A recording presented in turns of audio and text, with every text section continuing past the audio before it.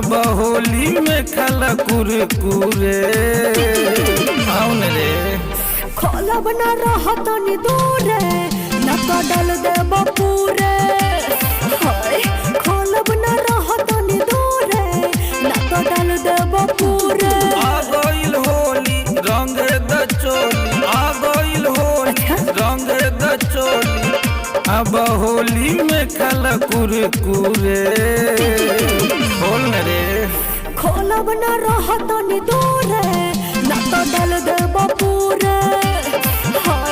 खोलब न रहत नि दूरे न तो डाल देब पूरे माई रे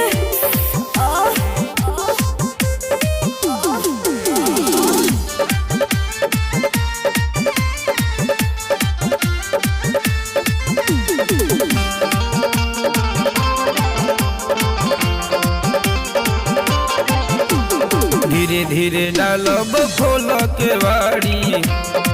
अच्छा एने ओने डाल दबा खोल के साड़ी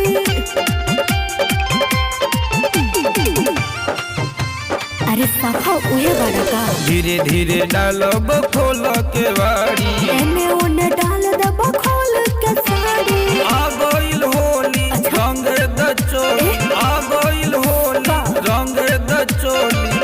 अरे भगनैया बहने दूरे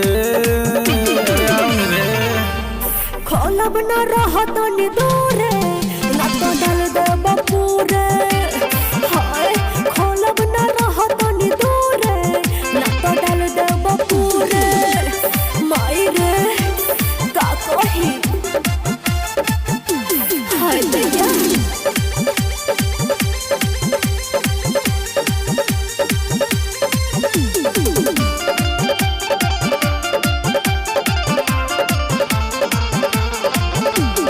अब की बार न होई मनमानी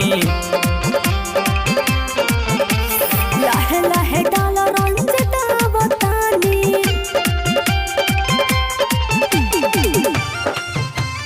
फिर बोलबा अब की बार न होई मनमानी लहे लहे डाल रंग बतानी आ गइल होली रंग द चोली आ गइल होली रंग द चोली बोला का भरत कुमार के कसूर गलवा मेरे खाके राजकुमार धतोरे बाकी डोली हाँ पूरे माई कि खाला राजकुमार धतोरे बाकी डोली हाँ पूरे ना मन बता डालना का खई हो।